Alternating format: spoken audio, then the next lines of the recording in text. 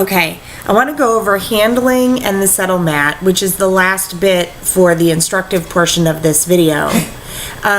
When we were designing this program, you okay, Scruff?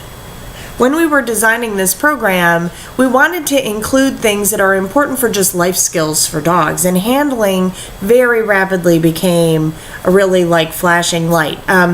Lots of vet techs have lots of scars from dogs that aren't used to being handled or have sensitivities about being handled.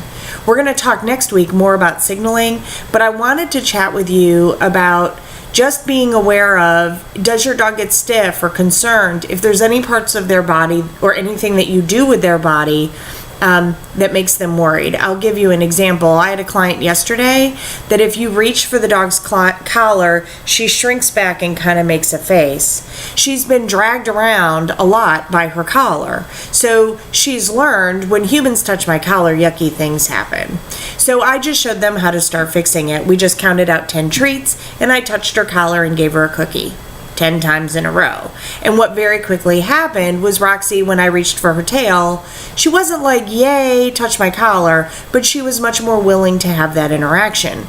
Over many, many repetitions, Roxy will quickly become much more comfortable with people grabbing her collar. And indeed, by the end of our lesson, she was happily having people touch her collar and wasn't shrinking back from it. And honestly, it's just as simple as building a positive association, and we'll talk about that more next week. The settle mat. We don't go over the settle mat in class a whole bunch. Most of your handling of the settle mat happens in your homework. The settle mat exercise is fabulous. It's also really simple to teach, and so we don't take up class time.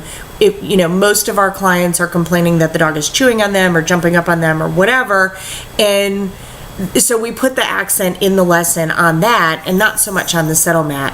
But the settle mat exercise is fabulous. What we ask you to do is read ahead, check out the settle mat exercise, and then if that's something you'd like to do with your dog, bring a blanket or a towel, or if you feel like schlepping a dog bed, I don't do that, I just bring something small, but you can bring something for your dog to lie on in class. The reality is the floor is hard and cold, and they will be more likely to lie on something soft. Generally, this helps a dog settle in class, but it's the beginning of the settle mat exercise. So this is the, here, let me go over this too. So when you come into class next week, no retractable leashes, right? No leashes that get bigger and smaller, because dear God, it just turns it into macrame.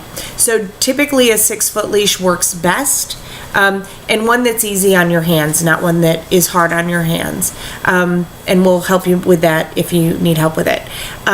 When you come into the classroom, please don't let your dog greet every other dog. Some of the dogs in class will have sensitivities and won't be okay with your dog running over and jumping on their head. And we're really trying to teach them to have their marbles in their head and to be good citizens, good canine citizens. When you come into class, my brain or your instructor's brain will be trying to keep everybody safe and evaluating behavior for the first time. This can result in us being a little bit abrupt. And so where normally I would say, hey, I know you're nervous, but please stop petting your dog, because you're kind of accidentally dumping your anxiety into your dog. Instead, do this.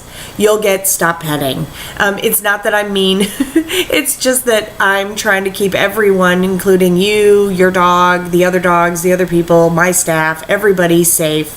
I'll revert to normal once everybody gets settled in.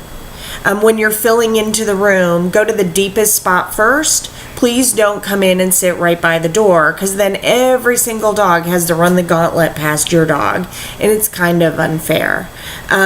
If you have any questions or concerns, there are other videos for you to watch, but if you have any questions or concerns, please do reach out to us. You can email me at tina@sithappens.us. You can call me on 706-202-5419. You can text. You can reach out on Facebook. We're delighted to help you and are looking forward to working with you. So have a great day. Bye-bye.